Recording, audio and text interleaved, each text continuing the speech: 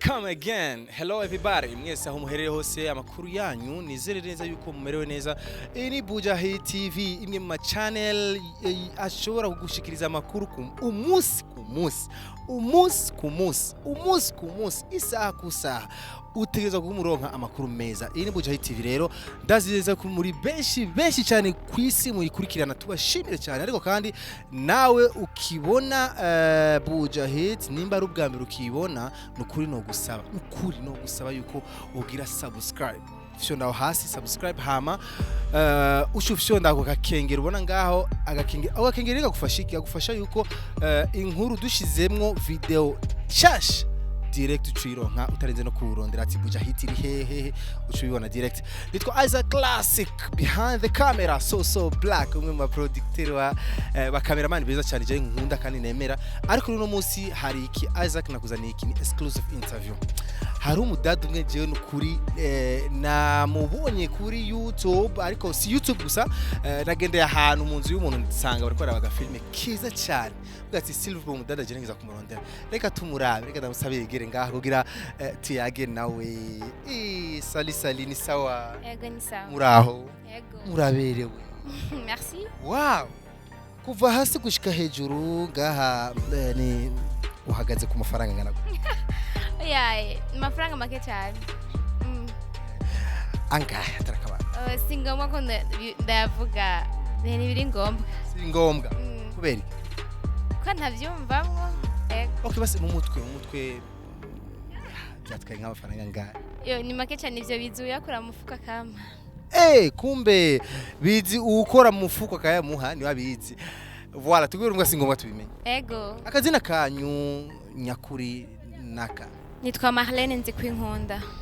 Marlene Nzikwinkunda. Iri zina wari hawe na nyokuru wanje avyara mama. Nyokuru avyara mama. Wow, aracyahari. Yego cyane. Umaze ukinira iri resi zingahe? Zirenga 5. Kumaze gukina yitwa Intimba niyo ya mbere nakinye yitwa Marlene nyene. Hama nkina Ndirinda ariyo yakinyemo harijo hama nkina yakidumbye mu kidumu isezerano hama nkina muri koreta nkabakana kinye muri indoto niyo iheruka vuba hama narakinye kandi nitwa Isabel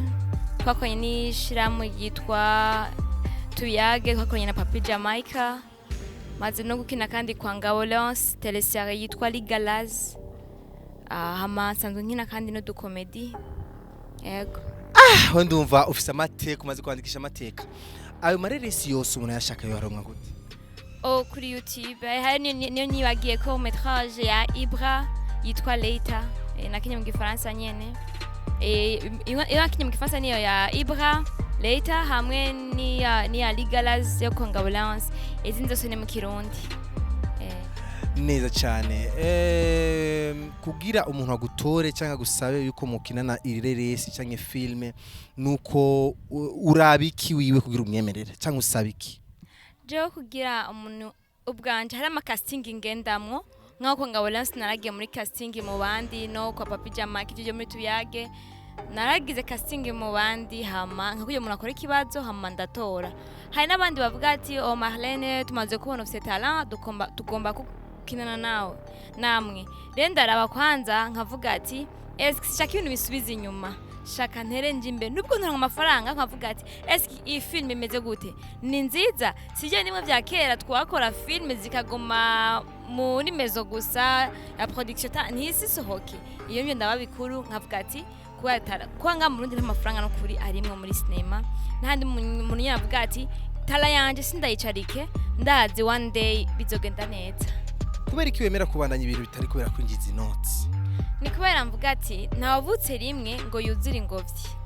no munsi nimba nkora sindonke nubwo nduko duke ndashima ariko ndazi yuko ejo indoto zanjye zizobukuri neza cyane kenshi muri amareresi yose ireresi umaze gukina uvuga ati kuri iyi reresi ni auto narayikunze gushika no munsi urashobora kwicara hasi ukayiraba filme nakunze uravye kukuntu bayikoze nitwe umu producteur bayikoze yari bwaronkwe ubuhinga cyane ariko ni filime navivye cyane ni nanyandikishije amateka n'ubu niyo yambaye kandi ndacaye kunda kuruta izo nakinye zose intimba nitwa Marlene nyene ibyo byose intimba niyo nasanze bariko bararaba haraho voilà félicitations je vuge nti impano yawe ni nziza kandi biraboneka ko no mu mvugo uriko uravuga biraboneka ko wiyemera koko amwe masene ukunda gukina naya asene ukunda avuga ati je n'ukuri amasene yose voilà mais hariho sene nkunda nk'uko bivuze umu actrice cyangwa umu acteur aba prêt cyangwa prête yo gukina tous les scènes ariko nanje hariho scène mba niyumva yuko niyemera cyane scène yo kurira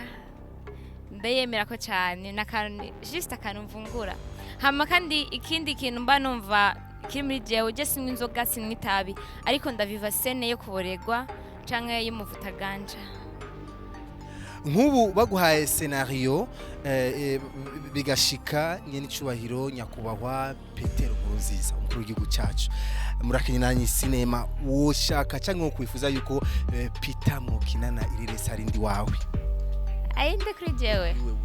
n'umuntu nubaha kandi dukunda yo kinari umuvyeyi wanje papa ega umuntu yo gutera isoni gukinana nawe ireresa nindi ndumva nta muntu yontera isoni gukinana nawe scenario zigutera isoni gukina nizi zego zirahari gusa nko nabwiye umukinyi ndanka isene zingaragaza umubiri basanga nambaye impuzu umukondo uri hanze amatako gasanga amatako cyangwa gusomba nambaye nyine tubikini cyangwa amadepiese izo sene ngize ndumva yuko vraiment ari ndumva izingora cyangwa nko kwina nyene hagiye hasi nyene sanga zingwa zimwe ariko kwandi umukinyi bivanye n'akazi kiyo ndabikora tu Okay, abahungu hagati y'abahungu b'inzobe sorry akazi kawe twakumvise ariko hari uturi tuntu rero turi pembeni aba bashaka kumenya kuvi wawe wewe ukunda abahungu bameze gute hagati y'abahungu b'inzobe n'abirabura sana cyambere nubwo sindubaka ariko ndiangaje n'umuntu kandi ikintu James umwana nubwo abantu batabinzi ko mfise umwana wa inane w'imwa rero sinova ngo nkunda ameze gute mfise ndi kumwe kandi nkunda cyane uko ameze kose abo bafise uko ameze sinavuga ngo ameze ukunuku sinona donc aho surukundo umva nona kunze ukuntu ameze nko ranje wambwiye ati ndakunda buto bwawe ndakunda ubwirabure bwawe cyuma ati bisigure mvyibushe wocunyanka rero byo sindabikonta ko cyane kenshi ushavuye umeze gute shavura gake gusa ndi mubi shavuye ni giki twemeza yuko washavuye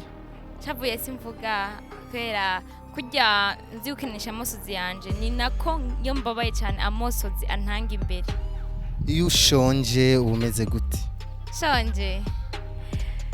nace bintwara kuko ndi muha ibyo bintu binkundira ko nsonza ariko ari igihe nsonza ndi nko ku kazi ndi kwiteka ugasanga turi nk'ahantu nk'uje ndakina agashi hage tusanga rero turi nko kuri teka twagiye gukina ugasanga rero usanga ni nk'ahantu twagiye gukina hatandukanye gusa muri uwo mwanya nturi bufungure nimba bafungiye mu gitondo muri ku kazi cyangwa ahandi hantu nyine ngenda gukina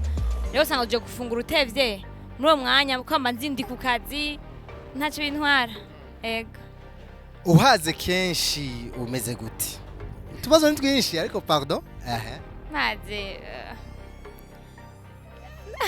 ariko bazibazo bigoye maze sinzi nanje kumera sindabiraba nura cyangwa ucuba umunebwe kwakwa oya ndamunebwe ndi muhira ndashobora kuryama ariko mfise ibyo nkora ndamya ati funguye kugira ngo ndonke inguvu ariko ndabandanya ibyo ndakora neza cyane ndumva wewe turiko tugenda neza cyane gusa nitukuwicisha amajambo menshi gusa utubazo nitwishe sinda kubaza ariko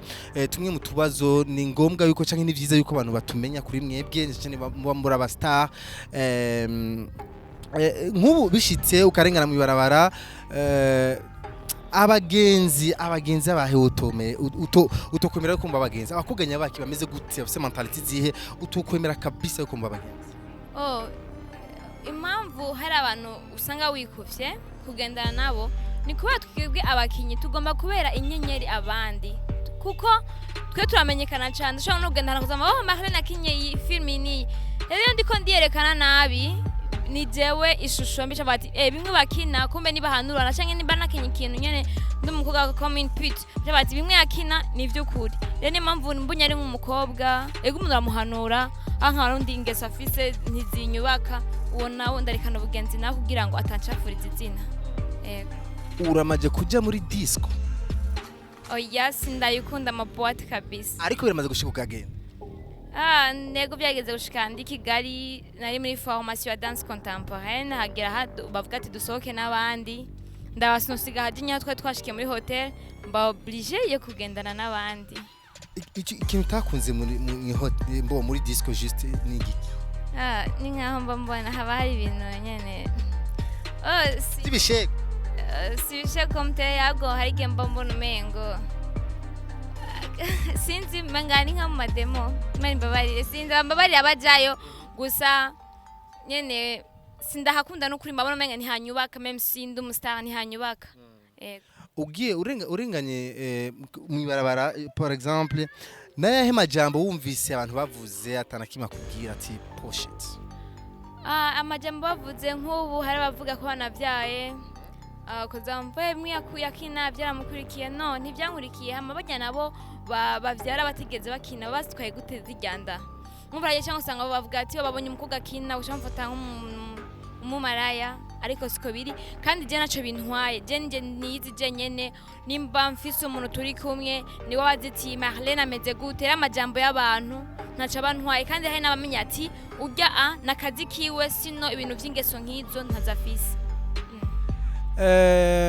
reka tugushimire cyane ndabona ibibazo ni byinshi cyane vuga tukubaze nitwoheza okay mu guheraheza akabazo kanyuma kugira tukureke wananye ibindi bikorwa byawe Fizo sorry ngiye mbaririmbye gato Fizo Satbi